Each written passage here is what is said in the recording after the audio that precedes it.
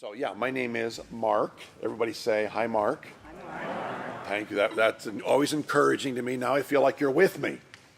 That's helpful from the get-go. Also, my wife, right over here, standing up, her name is Zarin.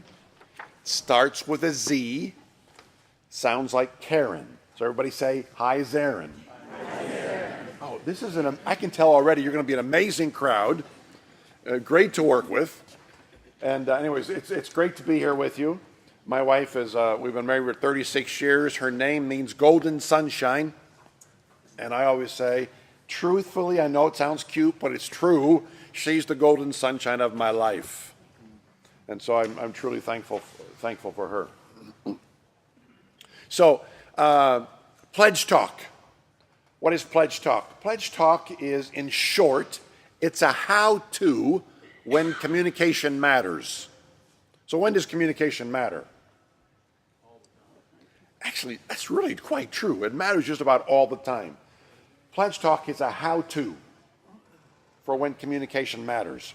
A little longer definition is Pledge Talk is a model for building strong relationships through healthy communication and an effective step-by-step conflict resolving process that we're going to be talking about today. Your pastor Eric has done an amazing job teaching already. I listened to the sermon that he gave last week, and if you've not listened to that sermon online, it was, I would honestly say, the best sermon on conflict from the Bible that I think I've ever heard, barring what you're going to hear today. But actually, this kind of goes after. So that's the first introductory message that I've ever heard on that. So I would highly recommend that you go back and listen to that message. One more thing about Pledge Talk is it's a model for building strong relationships through healthy communication and conflict resolving, but it's driven by power. It's driven by a pledge to value each other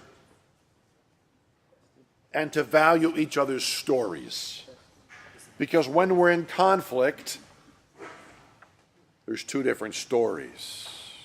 And both stories need to be heard and valued and appreciated. So, that's what Pledge Talk is all about, and we're going to be sharing that with you today. I want to give you just a little bit of history about how this developed. There's three broad experiences in my life that helped kind of bring this about.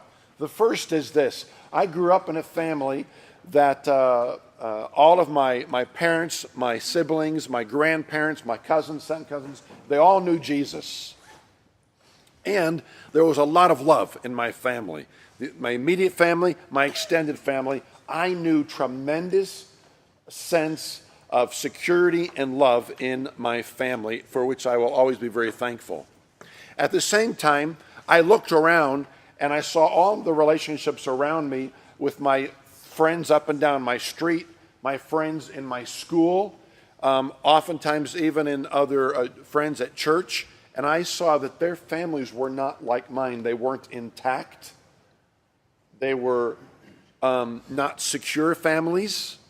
They were often even abusive or hurtful families. And so I saw this difference in a very significant manner, and it stirred something up with me, I believe, to one day want to help families to know how good they can really be, how full of love they can really experience. The second big experience in my life was this. Somehow, words stood out to me, the power of words.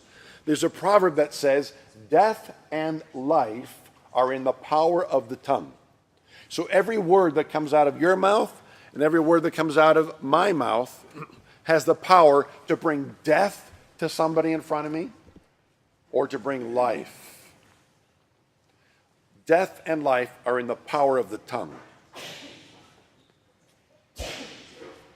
Growing up, there was a lot of words that was spoken over me that were like death words. And I can remember, those are some of my vivid memories. Shaming words, words that made me feel inadequate, words that made me feel embarrassed.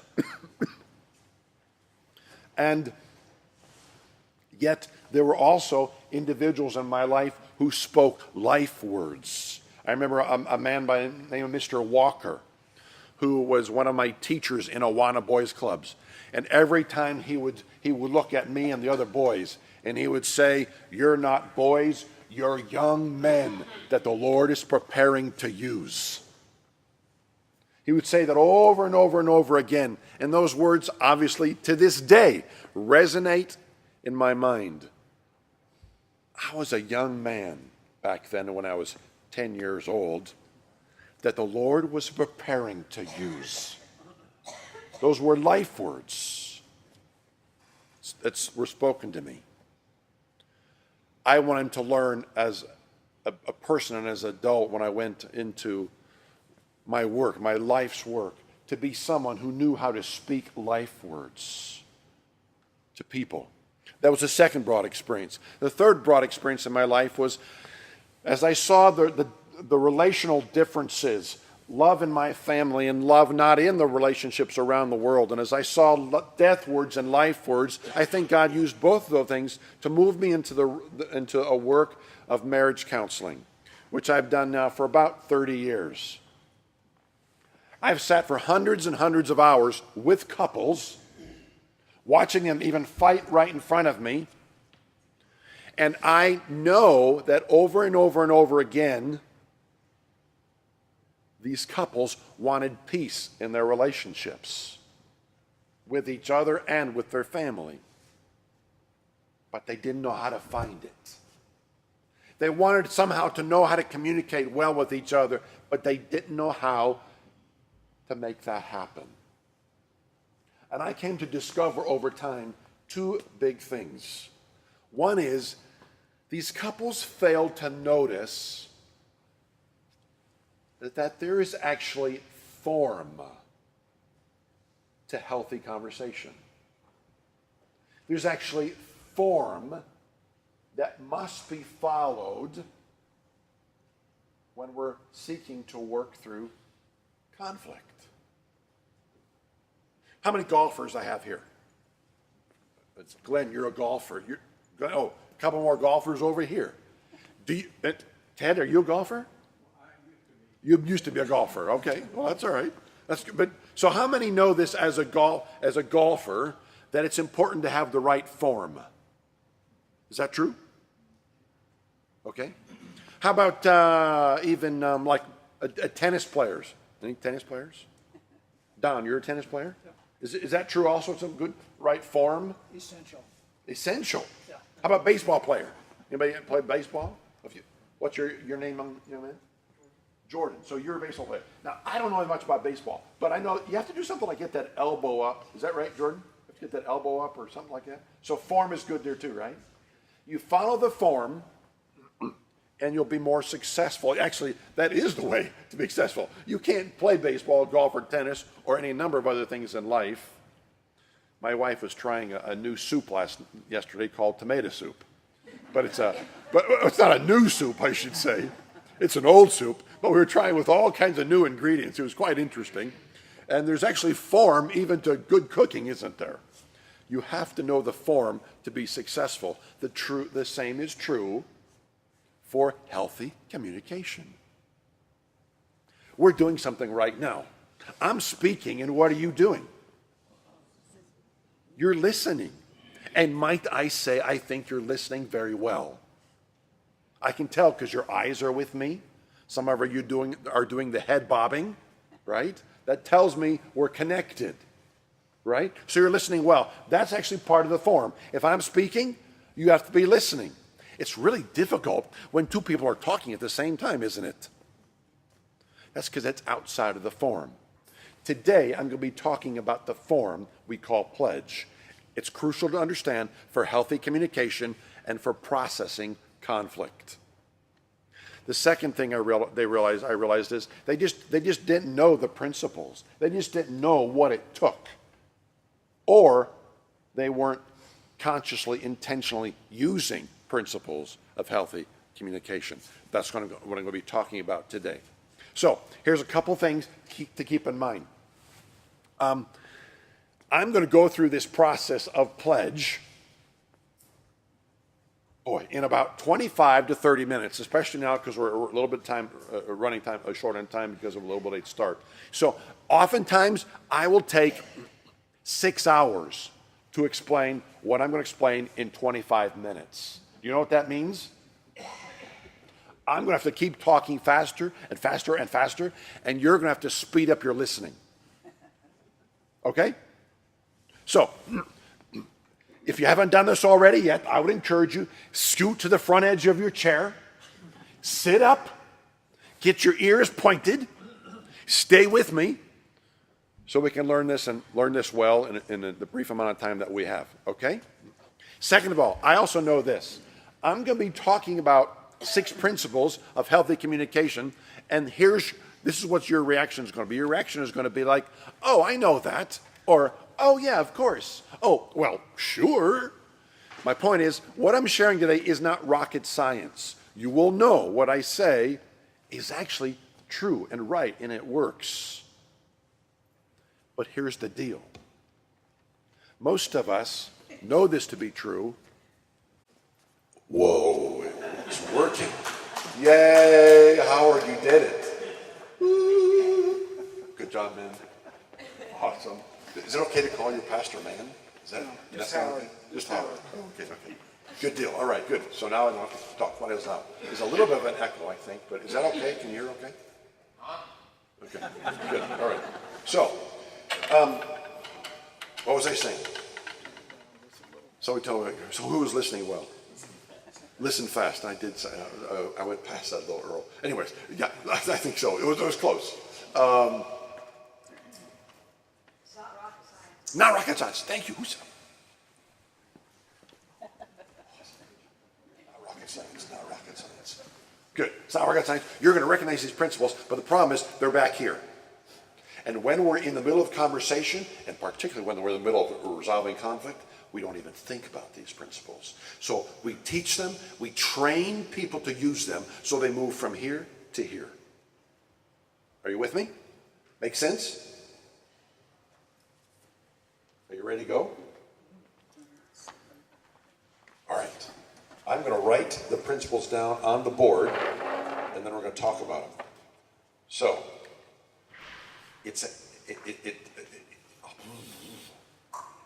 So what you can do is recognize and take the word pledge. We're using it as an acronym for the 6 steps. So pause, listen, echo, disarm or declare, give, and engage. We're going to talk about each one of those as we go along here now. So, I'm going to talk about these in the context of a conflict, and then if we have time, come back and just talk about how they're important and they relate to everyday conversation at all times. So the first thing is this. As if you were in the service this morning, or you might be in the service in just a little bit, Eric talked about the very first step, and that is this. When we're in the midst of a conflict, the most important thing that we can do is to pause and to stop when you find that a conflict happens. So none of us kind of like wakes up in the morning and thinks, today's a great day for a conflict. Okay? We don't think like that. Conflict just happens. And almost always when it happens, there's some kind of a reaction. There's either a verbal reaction to each other or a reaction of just shutting down. Or one shuts down and one verbally reacts. But the first step that we teach is to pause. Well, why is that? Well, research shows that when we're full of emotions, okay, that the rational part of our brain actually shuts down. So you literally can't think straight. Somebody says, I was so mad I just couldn't even think straight. Well, it's actually true. You literally can't, because emotions are so high, the rational part of the brain shuts down. So We need to pause so those emotions can dial down a little bit, and the rational part of the brain comes back online. So we can start thinking again. Okay? The second part of it, as Eric talked about this morning, is as followers of Christ, we have a huge advantage to this. As followers of Christ, we can pray. We can pause and pray. We can say, oh God, oh God, oh God, oh God, oh God. That's the beginning of the prayer. Followed up with something like, I need help. Because I'm like really mad right now. I'm really hurt right now. I'm scared right now.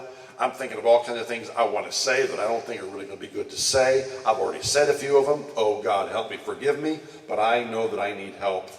So we pray, God, and then we pray into the third part of it. And again, I like what Eric said. We use a different word. We said pray to shift our focus, or as Eric said this morning, pray to pivot. We need to pivot. Here's what we mean by that. When my wife and I are in conflict, or John, let's say John and I, you and I are in conflict. I can't ever imagine you and I being in conflict, but if we were, John,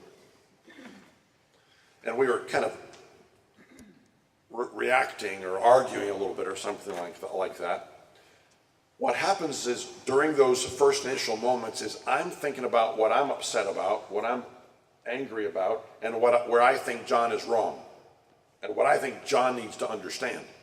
And John is doing the same thing with me. John's thinking, I can't believe Mark's thinking like he is. I can't believe he did what he did. I can't believe he said what he did. He's obviously wrong. I'm right. And we're both kind of stuck in our own worlds. I'm right. He's wrong. I'm right. My wife is wrong.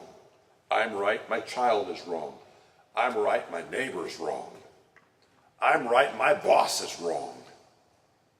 It just happens wherever the conflict takes place. That's the very initial part of what's going on inside of us. Make sense? Are you with me? No more head bobbing over here. Can I have some head bobbers over here? How about over here? Any head bobbers over here? Willis, that was a good head bob. Good. All right, you're with me? So yeah. So we're thinking of ourselves. But in that time when we're pausing and we're just kind of doing that, we're pivoting. The pivot is from this. It's from my thoughts about me to my thoughts about John, or my wife, or my child. I pivot from thinking all about what happened from my perspective, why I'm upset, why I think John needs to be listening to me. I pivot from that to thinking about John and to reminding myself of a couple different things. Again, Eric said this morning, to remind yourselves that John's not my enemy. John's not my enemy. And one more thing that Eric said was great this morning. I love the idea, rather than fighting against John, we need to be fighting for each other. The enemy wants us to fight against each other.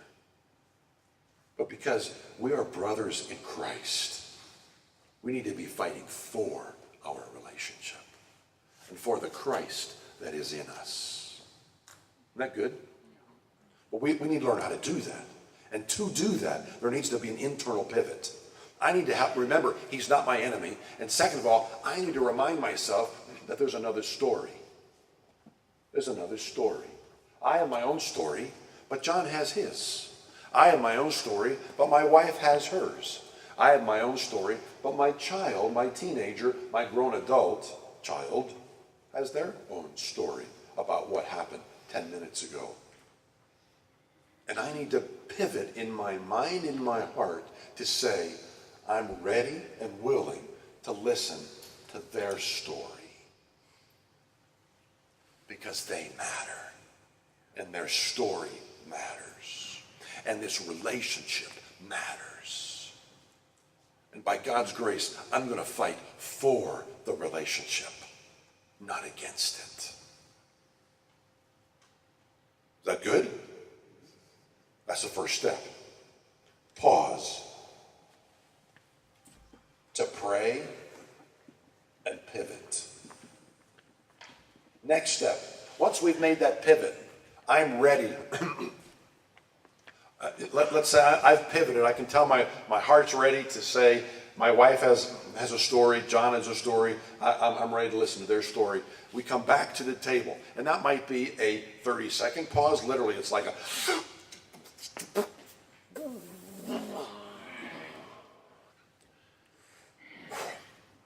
Okay. And during that 30 seconds, I said, oh God, and I remind myself, John's my friend, not my foe. And I reminded myself that he has a story. Sometimes it takes 5 minutes, 10 minutes, half an hour, 30 minutes, or an hour. The longest pause I ever went on with my wife is about 4 days. And it wasn't really so much her, it was just me. I had to get over me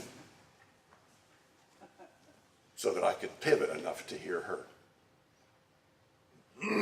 Once I've done that pivot, I come back in place and I say, honey, I'm ready to listen. Or John, let's talk about what's going on, and I'm ready to listen. But we need to listen to understand, not defend. Because here's what typically happens. So John and I sit down, and I think I've made this great pivot, internal pivot, and maybe I actually even have. But John and I start talking. John starts telling me, well, Mark, I was really upset at you because of this and this and this. And it's because you always do that. And as soon as he said the word always, something just happened inside of me. Something just happened. I get riled up all over again because I know I don't always do that. In fact, I can remember just last week when I didn't do it. And I'm going like all of this in my head, and I'm already developing my line of defense. Right? My wife says something that she's upset to me, and I'm doing my best to listen, but she says always or never, or she has a little bit of a tone in her voice, and I hear the tone, and the tone is like, why does she have tone? I can't believe she has tone. I don't know. I try not always to have tone, but she has tone right now, and that starts going through my head. Right? Has that ever happened to you? Hey, this side, anybody ever heard tone in somebody else's voice, and you kind of react to the tone, and you start building up that line of defense in your head. And you've got to shake that off and get back to saying, wait a second, okay. Sometimes I'll even say to my wife, honey, wait a second, I just lost you for a minute. Go back and try me again, because I really know that there's a story that I need to hear and I really need to understand, and you matter to me. So try me again. And I get back to listening one more time to really understand. Okay? That's the second step. The third step is to echo.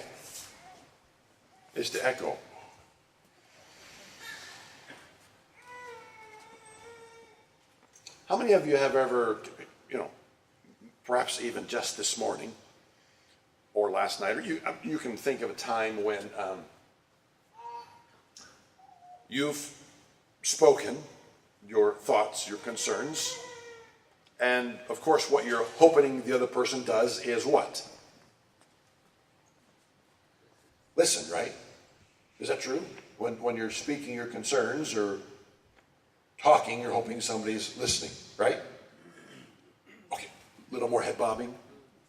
Oh, sir, in that blue shirt, that was some great head bobbing back there, just to tell you back there too as well. Okay, so yeah. So when I'm talking like right now, I want to know you're listening. That's helpful. Here's the other thing. I want to know that I'm actually being heard and understood. And Earl, if you're talking to me about a concern that you have with me, right? And I'm going, you're getting a little bit of an idea that I'm listening, but maybe not quite so well. Okay? But you've said something, and you really want to know that I've heard you well. Correct? How do we know? How is Earl going to know that I have heard him well, except by me perhaps echoing back what he had to say? If I can echo back and say, okay, Earl, so you're saying this and this, and this and this and this and this and this, he will know whether or not I've heard him. True? I once talked to a supervisor in a nuclear power plant, explained this to him, and he said, "Ooh, Mark, this is amazing." Because actually in the nuclear power plant, it is a requirement that when I, as a supervisor, speak instructions to an employee about what they're supposed to be doing this next hour or the next moment, it is a mandatory requirement that they echo back to me everything I've said so that I know that they've heard me well. Well, that's interesting. The same is true when we're talking through a conversation, particularly when there's tension or conflict. I want to know that I've been heard and it's helpful. So here's the deal. Let's say, again, I'll pick on somebody else, Glenn right now. Glenn and I were in an argument, okay, or a conflict, or we had tension between us, and we said, just hang on a second, Glenn, because I'm not sure we're handling this really well, and we paused a moment, or 2 or 10, okay, and we both reminded ourselves, we prayed even, to quiet down, let our emotions dial down, to pivot, to remind ourselves we're not each other's enemy, we're fighting for each other, and that he's got a story as I've got a story. We go through that little exercise in our minds.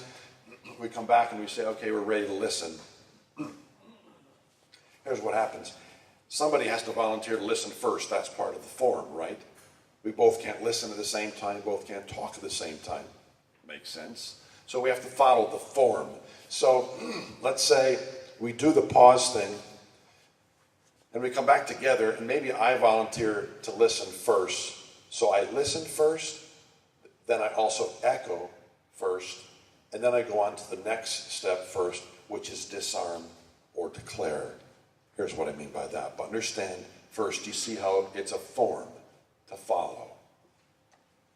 If, for instance, we only listen long enough to build our defense, Glenn's telling me what he's upset about, and as soon as I got my line of defense ready to go, and he takes a breath, I'm in, right?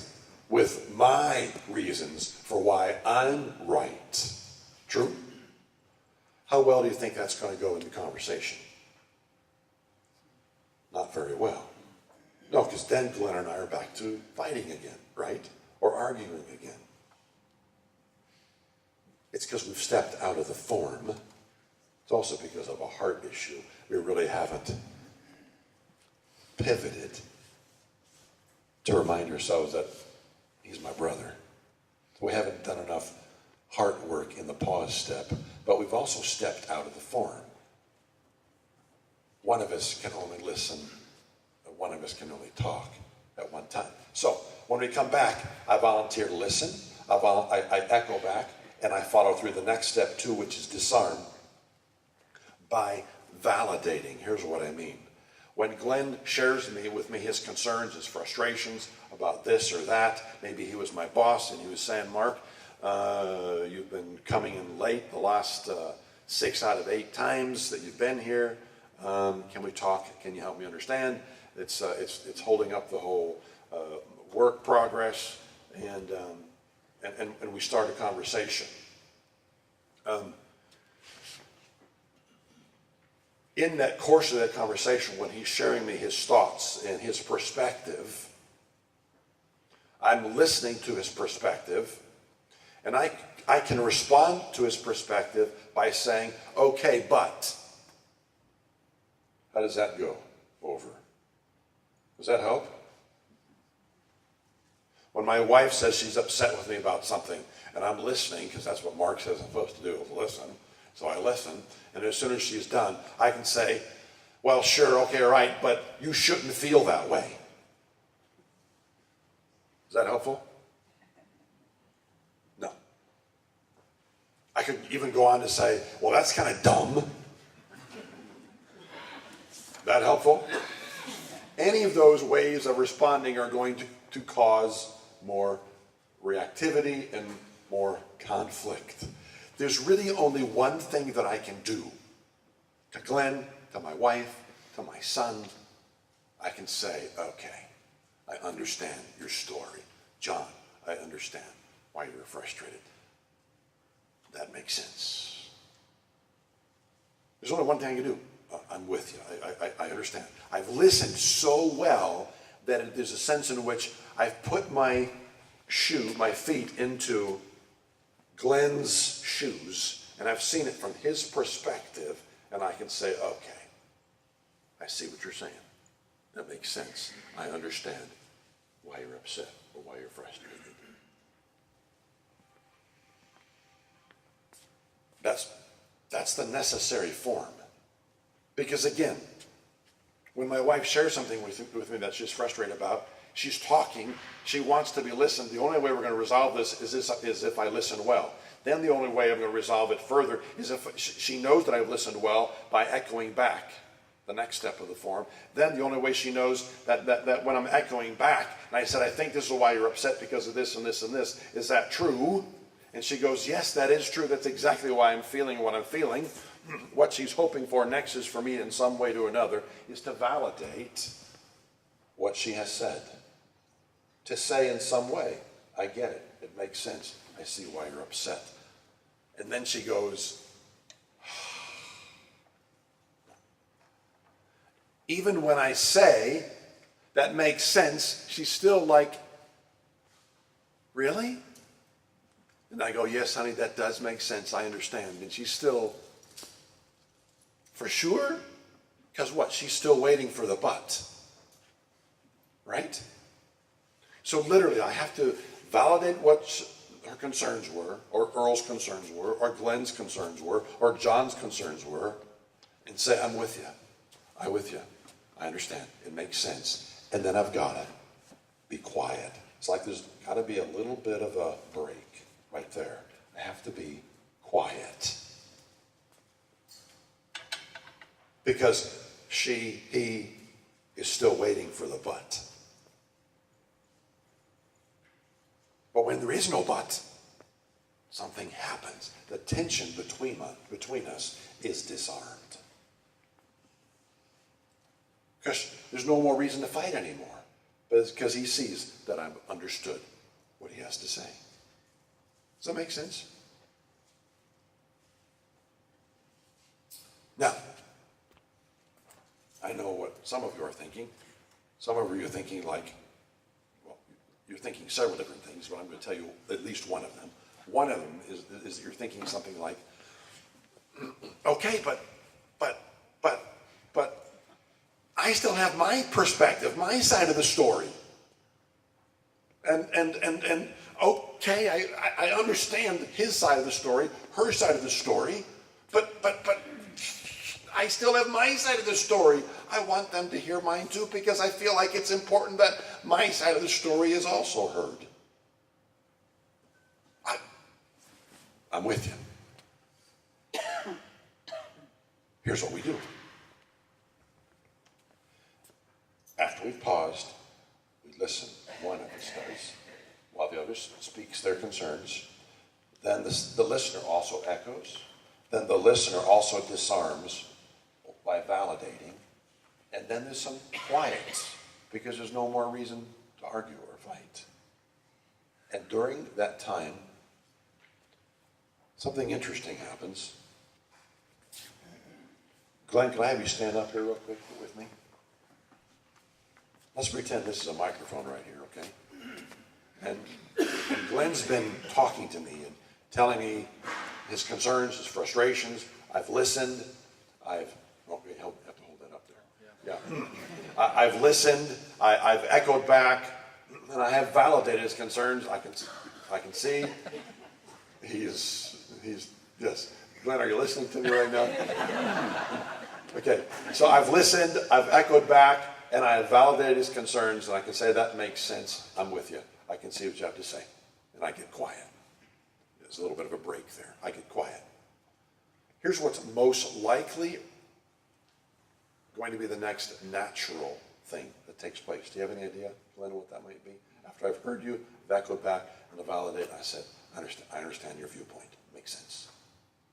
I'd like to hear what you were thinking. Whoa. No, I did not coach him to do that. He did it naturally. You see, we're learning to have a discourse, a healthy discourse, even over conflict. But it's by following a form. And because I followed the form, naturally, he said, do you have any thoughts or perspective you'd like to share? And I would say, yes, in fact, I do. Thanks, Glenn. I'd like to share with you why I've been late the last 6 days out of the 8. Now, when I do that, Glenn, where do you go up? Where do you go? I mean, we're talking to this microphone. Glenn, when I do that, when I take the microphone to speak, where do you find yourself in the form? Listen.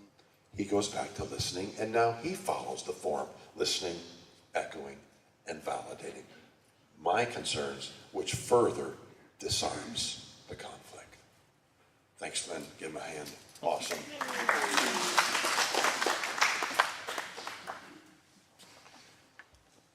So that goes. So that speaks in reference to this step here of give. Okay, because now he's given me a chance to share my perspective, and we kind of circle back around and go through the form, the process again. The word engage is the last step, and it's this idea that I know I've made this sound really simple, and on some level it is. Don is learning the form, or is understanding the form of tennis. Is it kind of simple? Put your hand up here, stand like this. And, I don't know, you do certain things, right? Or Jordan, you put that elbow up and you do certain things. And you could put me in position, right? And you could say, that's the form. And then my tendency is to think, oh, I got this, right? Throw me the ball! And I've got it figured out, right? And quickly you find out, no, I've just begun to learn the form. We have to engage the process over and over and over again to really get it to a place where we understand it, it makes sense, it begins to work, and we experience its benefits. Does that make sense? All right.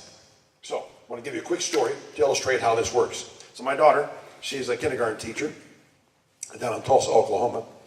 And my whole family knows the process. We've talked about it over many, many times and taught and trained and so forth. And my daughter actually is writing curriculum, has written curriculum to use in a K through 5 setting using PLEDGETalk principles. We're really excited about it. My wife has actually written a children's book that we're in the process of getting edited and looking for an illustrator. If you know a good illustrator for children's books, stories, it's about Racky Raccoon. So if you know somebody who can draw a great looking raccoon, let us know. We're excited about that as well. But here's the story. So a couple of years ago, my daughter went through some tough times. She broke up with a guy who was a really good guy, and so forth. But we understood reasons why she did that as well. But it was a tough time. She was also in an accident, and it hurt her back, and that caused a number of months of just trouble, difficulty, and so forth. And some other things in her life as well, just a tough time. And she'd written me, or came home, I say, and talked to us about the difficult time.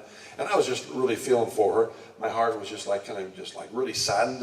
And I just love my kids. I love my girls. And I'm just thinking like, oh, I just want to help her somehow. And she was home for a couple, 2 or 3 days, and she went home. And the day after she left, I started having all kinds of amazing thoughts come to my mind that I was just full of incredible wisdom that I knew was important that I would share with her. So I began writing this email, and this email was just unbelievable. I mean, it really ought to be framed in what this email looked like. And so I sent it to her, and I just imagined, literally, I hit send, and I literally figured 5 minutes later she'd be calling me crying, saying, thank you, Dad, for loving me so much. It was just a wonderful email. You're such an encourager. Well, I sat there for 5 minutes. It didn't happen. 10 minutes didn't happen, 30 minutes didn't happen, 3 hours, she still hadn't emailed. By the end of the day, she had not called or emailed. Couldn't quite figure it out. 2 days went by, 3 days, a whole week went by, and she finally called me. It took her a week to get back with me. And she said, "Hi, Dad." I said, "Hi, sweetie, how are you?" And she said, "Oh, I'm doing fine." She said, "Dad, can I talk to you for a minute?" I said, "Sure, sweetie, what's up?" And she said, "Dad, do you remember you sent me that email?" And I said, "Oh, sure, that incredible email with all those wonderful insights." She said, "Well, yeah." She said, "Dad, when you sent me that email, it kind of made me feel like you're treating me more like a little girl rather than a grown adult."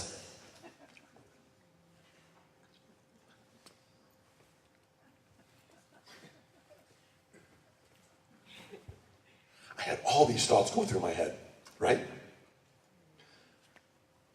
And I just had the phone away from me because I didn't want her to hear my thoughts. Okay? Finally, I was able to go back like this and remembering what I teach. And I said, "Honey, okay, tell me more," which is a key phrase we teach people, how to help people to speak their concerns and help me to let them know that I'm listening. Tell me more.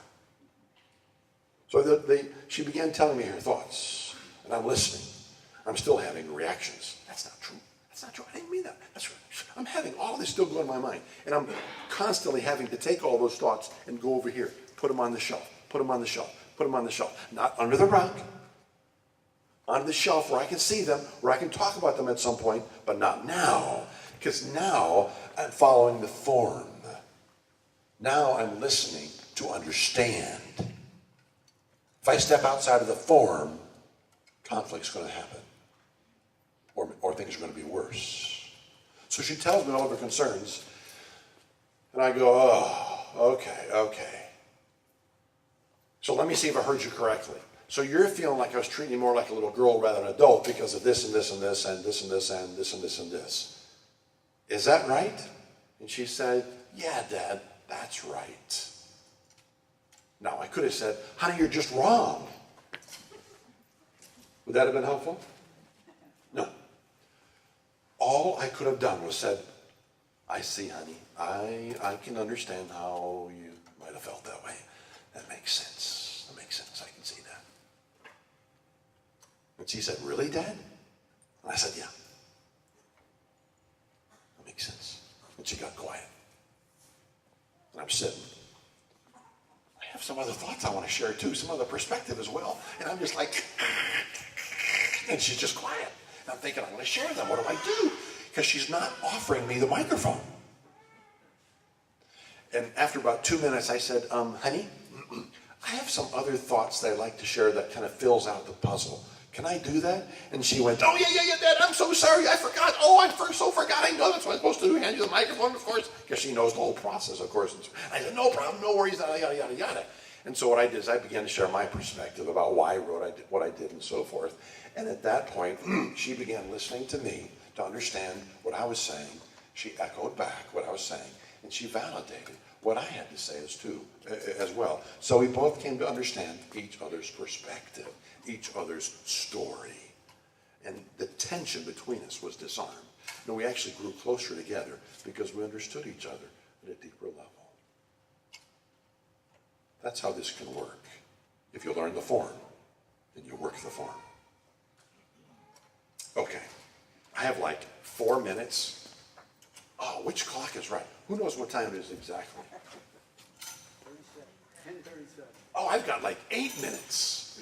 Woo, this is awesome. All right, 8 minutes.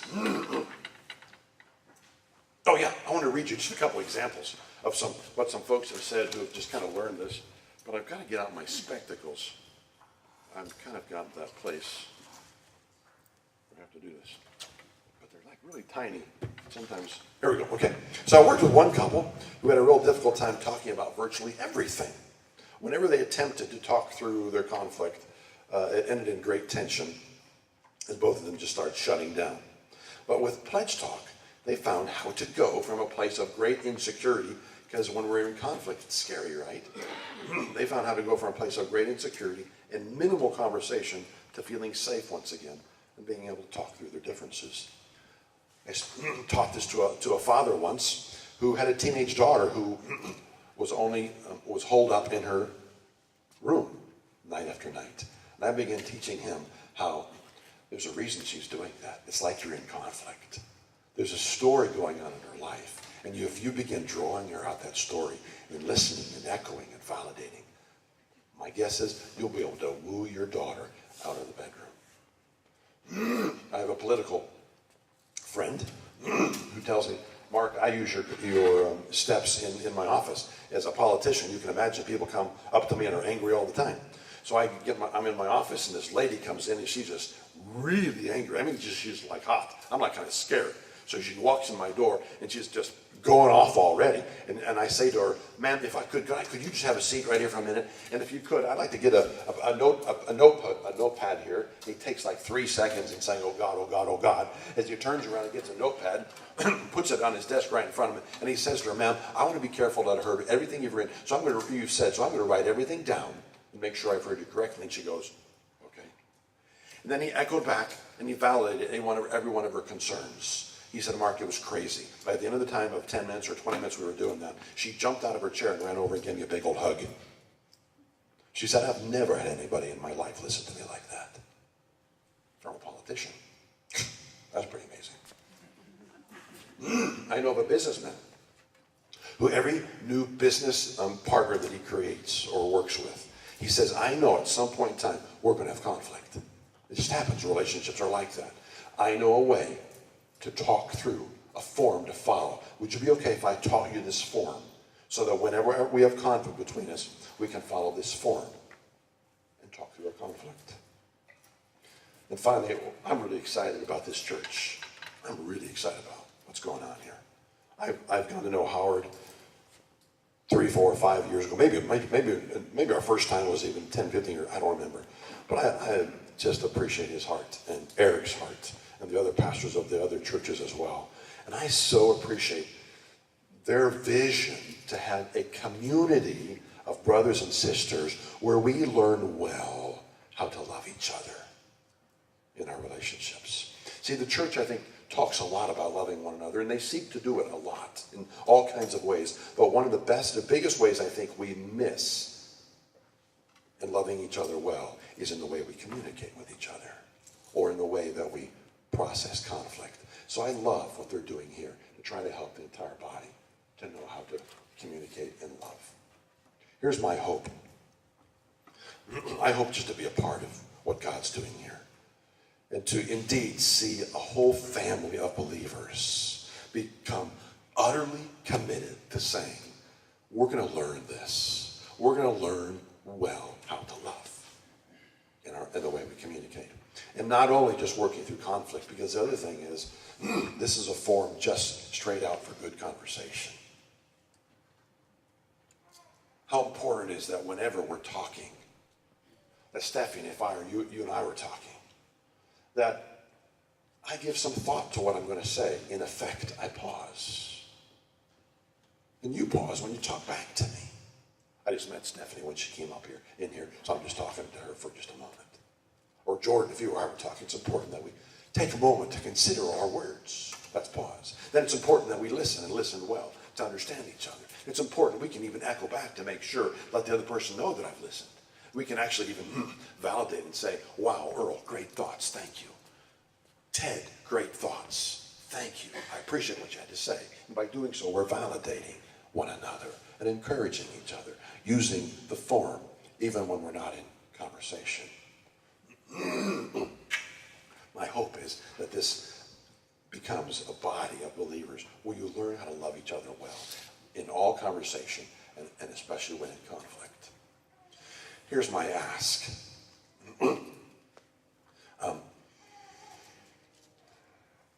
As I said to you earlier, you're learning the form, you're getting the position, but it's going to take some work to really get it down. And we've spent a lot of time to try to help people take what we've learned and process it and think about it and chew on it and keep working at it and working at it and working at it. So my ask is that you take one or several action steps to help you really get it. And over here on this table, if I can walk over here, you can get a book I've written, Pledge Talk for Marriage, if that's in your situation. The principles obviously apply to anything, but you can get the book. We actually also have, this is an old copy of a DVD for when we've done Pledge Talk for Marriage, the teaching on a longer version for an hour long. You can get that there. I have a business card that says Pledge Talk on the one side. It's a cheat sheet on the other side because it has the 6 steps of Pledge Talk right on the other side. Encourage you to pick up one of those. Then you have this. I love this. It's a great overview of what we're doing. Stick it up on your refrigerator. Pull it down when you're sitting down. Keep it in front of you along with the cheat sheets when you're talking through somebody. We're talking through conflict with somebody, okay? And then the other thing is this. Over here, I blog and write on this regularly. If you get email and you'd like just to be a part of that, come over here and just put your name, email, and on the far right side, put your phone number if you're interested in further follow-up training. Because here's what we're going to do. I'm going to be back here teaching next week again, the same hour right here again, and teaching the second of the 5 components of Pledge Talk. This is the form. That's the first part. This is the first pillar of Pledge Talk. Next week, I'm going to be coming back and talking about Pledge Talk culture. What is the culture in our relationships that we need to foster and create that can help us make this even more successful? I'm going to be talking about that next week. Come back then. But then there's 3 other pillars of Pledge Talk to help us to really learn this well. I won't be able to have time to teach that, at least in this setting. We may in some other setting at some point. But what we're doing is we're talking about a way that I can work with a group of peoples to coach them, to train them, to mentor them in the entire process of Pledge Talk so that you can use this, all of this and the principles and so forth here in the body to kind of being a coach, a help to anyone and everyone here in the body. And so if you're interested in that, if you're sitting there thinking like, I really like this stuff. I'd like to go deeper with this. I really want to know more. When you sign up for the email, put your name, put your phone number on the other side, and I'll call you and talk with you about what the kind of thing we're thinking about and get you connected with us in this process, okay? One final last thing is this. I love to do this teaching and training wherever I go, in churches and organizations. Excuse me. This week I'm going to be starting some training with Excel in Heston. I'm excited about that in their business. So if you'd like me to come and share and do some training in your business or an organization or in some other setting, I'd love to do that. You could also just put your name, phone number down there and say, I'll call you and we can talk about that as well. Or talk to me afterwards. Thank you. You've been great listeners, and we'll let you go.